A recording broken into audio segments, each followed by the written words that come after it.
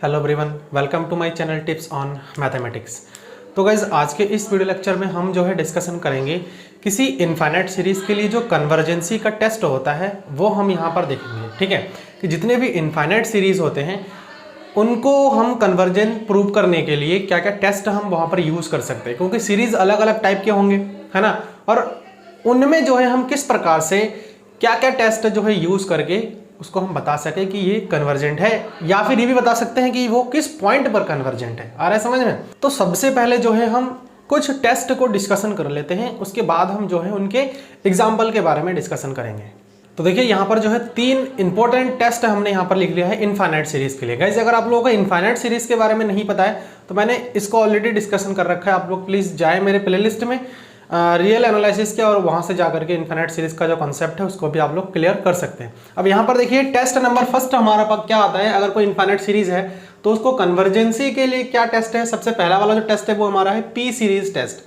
मतलब ये है कि आपको जो है जो सीरीज आपका दिया रहेगा वो पी के फॉर्म में दिया रहेगा कहीं ना कहीं। देखिए इस प्रकार से let summation of n is equal to 1 to infinite 1 upon n raise to the power p। इस प्रकार से आपको जो है दिया हुआ रहेगा। जो हमारा पी सीरीज टेस्ट हमें कहां पर लगाना है वो आपको ये देख करके पता लगेगा, ठीक है। या फिर उसको n का वैल्यू जो है कहाँ है, 1 से इनफाइनाइट तक है, तो 1 upon 1 power p plus 1 upon 2 power p plus इस प्रकार से जो है हमारा सीरीज को वेरी करेगा। और जो ये p है यहाँ पर p जो हमारा है वो है रियल नंबर में से, ठीक है। p जो है सारे के सारे रियल नंबर में से आएंगे। तो सीरीज को हम कन्वर्जेंट या फिर डाइवर्जेंट कब कहेंगे? देखिए if p is greater then 1, अगर p का वैल्यू जो है 1 से ज्यादा हुआ तो उस कंडीशन में जो हमारा सीरीज होगा वो क्या होगा, कन्वर्जेंट होगा। आ रहा है समझ में? वो हमारा कन्वर्जेंट होगा। ऐसे ही सिमिलरली अगर हमारे पास p का जो वैल्यू है वो लेस देन इक्वल टू 1 हुआ, 1 से छोटा और 1 के बराबर, तो उस कंडीशन में जो सीरीज होगा वो हमारा क्या हो जाएगा, डाइवर्जेंट हो जाएगा। आ रहा है समझ? तो पहला जो पी सीरीज टेस्ट है बहुत इजी है, हम इसको क्वेश्चन पर अप्लाई भी करेंगे और जो है बाय एग्जांपल के हेल्प से इसको समझने की कोशिश करेंगे। उसके बाद दूसरा जो हमारा आता है वो है कंपैरिजन टेस्ट। नाम से पता लग रहा है ना, कंपैरिजन। कंपैरिजन हम तब कर सकते हैं जब कोई दो क्वांटिटी हमारे पास सिमिलर जो है हो, है ना, हम ये कह के चल सकते हैं। तो देखिए यहां पर जो है कंपैरिजन टेस्ट में if an and bn are two positive term series, अगर an और bn दो पॉजिटिव टर्म सीरीज हमारे पास है तो उस कंडीशन में such that an is less than bn, ये भी हमें ध्यान रखना है कि जो an है वो bn से बराबर या फिर उससे जो है छोटा ये हो सकता है। For every n is greater than equal to m, जितने भी n है वो हमारा m से ज्यादा या फिर उससे बराबर होना चाहिए, ये कंडीशन होना चाहिए, ठीक है। तो यहां से तो सीरीज को हम जो है किस प्रकार से कन्वर्जेंट और डाइवर्जेंट हम बोलेंगे। तो देखिए if summation n is equal to 1 infinite bn अगर कन्वर्ज करता है तो an भी हमारा कन्वर्ज करेगा। यहां पर एक चीज है कि अगर आप किसी पर्टिकुलर एक सीरीज को, जैसे आपने bn, अगर इस ये कंडीशन आपका फुलफिल हो जाता है कहीं पे किसी सीरीज में, तो उसके बाद जस्ट स्टेप में आपको क्या करना है, bn को चेक करना है, लिमिट आपको अप्लाई करना है और bn को आपको चेक करना है। अगर bn कन्वर्ज करता है तो उस कंडीशन में an को हमें चेक करने की कोई जरूरत नहीं है, वो ऑलरेडी कन्वर्ज करेगा, ठीक। या फिर दूसरा जो कंडीशन है, इफ an जो है डाइवर्ज कर रहा है तो bn भी हमारा डाइवर्ज करेगा, ठीक। ये कंडीशन आपको थोड़ा सा ध्यान रखना पड़ेगा यहां पर जो मैंने बता रखा है। इसको अगर ये सब कंडीशन सेटिस्फाई हो रहा है और an और bn जो है आपका कोई दो पॉजिटिव टर्म सीरीज हुआ तो उस कंडीशन में हमारा bn कन्वर्ज होते ही an कन्वर्ज हो जाएगा। an अगर डाइवर्ज हो रहा है तो bn भी हमारा डाइवर्ज हो जाएगा। समझ में? उसके बाद जो लास्ट और इंपॉर्टेंट टेस्ट हमारे पास आता है वो है लिमिट फॉर्म टेस्ट। बहुत इंपॉर्टेंट है और इसको कई जगह पर हम देखना यूज भी करेंगे आगे क्वेश्चन में। Let an and bn are two positive term series, ठीक है। तो अगर an और bn दो पॉजिटिव टर्म हम सीरीज हमारे पास हुआ तो उस कंडीशन में देखिए हम कन्वर्जेंस और डाइवर्जेंट का जो कॉन्सेप्ट है वो किस प्रकार से डिफाइन कर सकते हैं।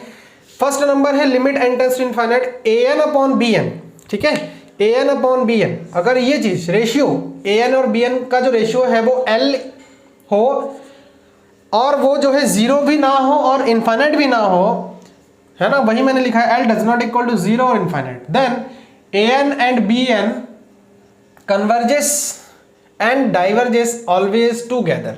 तो यहां पर बात यह है कि अगर इनका जो रेशियो है उनमें अगर n टेंड्स टू इनफाइनाइट करके जो AN और BN का रेशियो ले, वो एक कोई पर्टिकुलर वैल्यू हमें मिल जाए, जो वैल्यू हमारा 0 नहीं होना चाहिए और इनफाइनाइट नहीं होना चाहिए, तो जाकर के हमारा AN और BN दोनों ही साथ में कन्वर्ज भी करेगा और डाइवर्ज भी करेगा। अगर AN कन्वर्ज कर रहा है तो BN भी कन्वर्ज कर जाएगा साथ में, और अगर AN डाइवर्ज कर रहा है तो BN भी डाइवर्ज कर जाएगा, ये कहने का सेंस है।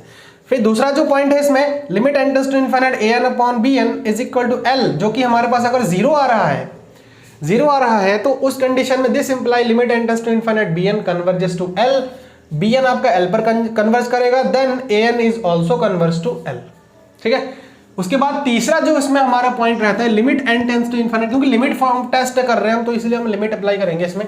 तो AN अपॉन BN जो है अगर इनफाइनाइट हो गया तो AN डाइवर्ज करेगा तो BN भी हमारा साथ ही साथ क्या कर जाएगा, डाइवर्ज कर जाएगा। आया समझ में? तो ये जो है हमारे कुछ टेस्ट है। अब ये टेस्ट जो है आपको समझना है अच्छे से, तो आपको जो है कुछ एग्जाम्पल लेके सॉल्व करने पड़ेंगे। ठीक है, तभी जाकर के ये और भी अच्छे से डीपली आप लोग क्लियर होगा। तो चलिए यहाँ पर जो है एग्जाम्पल लेते हैं छोटा सा और उसको सॉल्व करके समझने की कोशिश करते हैं। देखिए क्वेश्चन हमने यहाँ पर लिख लिया है और ये है summation n is equal to 1 to infinite 1 upon 3 raise to the power n plus x। x का जो वैल्यू है वो 0 से हमारा क्या होना चाहिए, बड़ी होनी चाहिए। अब यहाँ पर बात आती है कि हम इसमें लगाए कौन सा टेस्ट। ये तो ना p टाइप का बन रहा है, क्योंकि हमने p सीरीज में तो देखा है कि 1 अपॉन n की पावर p रूट के फॉर्म का होना चाहिए, तो वो भी नहीं है। ठीक है, अब यहाँ पर जो है लिमिट फॉर्म का टेस्ट भी हम यहाँ पर यूज नहीं कर सकते हैं।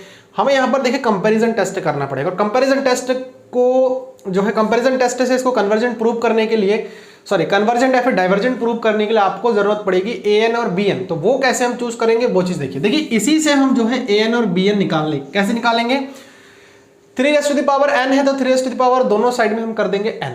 ठीक, तो जब दोनों साइड में n कर देंगे और 3 raise to the power n में अगर कुछ ऐड कर दूंगा तो ये वैल्यू बड़ी हो जाएगी। तो वही हमने यहाँ पर किया है, क्योंकि x हम ऐड इसलिए कर रहे हैं क्योंकि यहाँ पर जो है x है।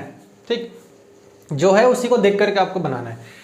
उसके बाद जो है अगर मैं इसका रेसिप्रोकल ले लूँ तो आपको पता है कि रेसिप्रोकल लेने पर जो है वो वैल्यू छोटी होती है वो बड़ी हो जाती है उसका रेसिप्रोकल दूसरे से। तो यहाँ पर वही चीज़ हुआ है।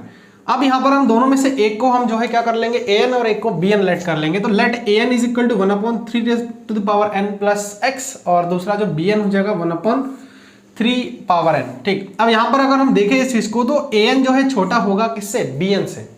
AN किससे, BN जो है AN जो है BN से छोटा हो जाएगा।